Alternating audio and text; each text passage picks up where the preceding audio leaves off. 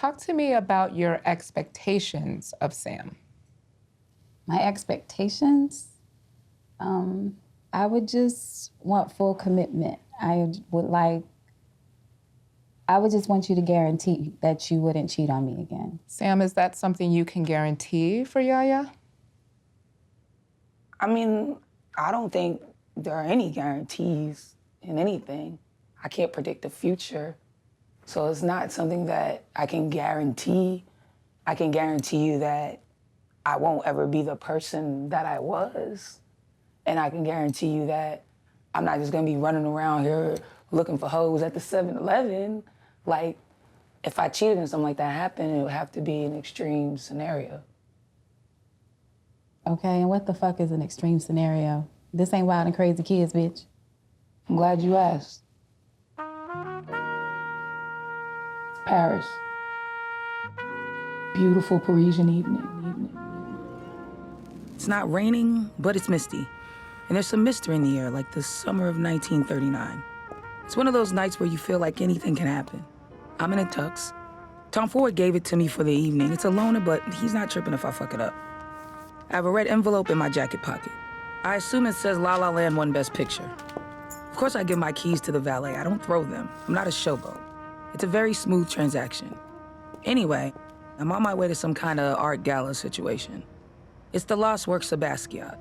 Also, they'll be showing a few paintings by Blue the Great. Blue's revealing a 3-panel piece no one has ever seen. Big players are in the building. And Kareem Abdul-Jabbar is going to read his unpublished essay entitled Nigga Nights and Goodbyes, My Time at Veronica Mars. I passed Jonathan Majors. He can't get in. I go, Jonathan, what's going on here? He's like, there's been some issue, and I don't know. They're saying I'm not on the list, but I'm me. And I'm like, that's crazy, man. I'll talk to Emmanuel and see what I can do inside. But I have no intention at all of helping out. I hated Lovecraft Country. I order a Macallan 25, neat. I drink man stuff in this fantasy. And as I turn around, Marlon Wayans flails like a divorced man wearing indoor sunglasses and spills his wine all on my tux.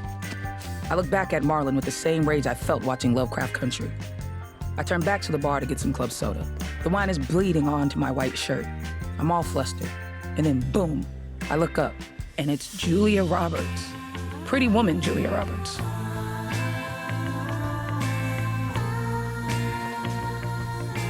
And Julia says to me, looks like you've had a little spill. Can I help? She pulls a handkerchief from her purse, dips it into her own glass of club soda, and begins to blot my shirt. I thank her and casually mention that her performance in Aaron Brockovich changed my life. She asked, well, what exactly about it moved you? She's that type of lady. She's not empty. She doesn't just eat up compliments. She wants to know. So I tell her, that one scene when the bummy motorcycle man was asking her to choose him and the kids over her work, and she let him know that just was not possible. And you could truly see the heartbreak in her face at having to make such a difficult decision, but also the disgust that he would have the gall to ask her to choose. It was in that moment that I knew I had to change myself. I had to choose myself. And that's why I'm this unknown comedian standing before you today. Julia laughs at my wit and says, wow, I never thought about it like that. People usually just say they like my push-up bra. I ask her if she would like to join me for a drink, and she says, as long as I don't have to sip it off your shirt. To which I respond, oh, Julia, you are a minx. Anyway, one drink leads to 3. Jonathan made it in somehow and is being held captive in an Uggo sandwich. Ew, gross. And Julia says, let's get out of here. I tell her no problem, my Ferrari's out front. And she says, so is mine. I'm taken aback. But this is Julia Roberts, and I'm about to make a big mistake. Huge.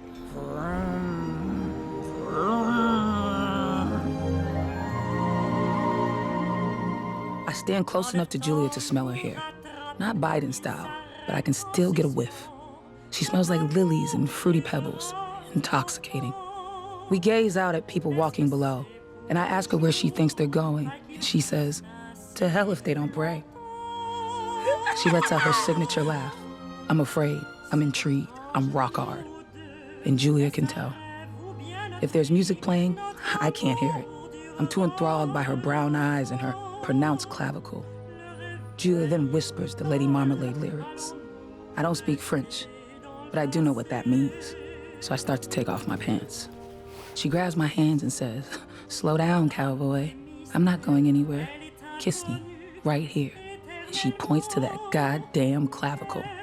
I go to town on that thing, kissing and sucking like it's a neck bone, which it is, but you know what kind of neck bone I mean.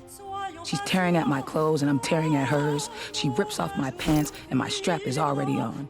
She whispers, just my size. How did you know? And I say, because medium is actually the most popular size.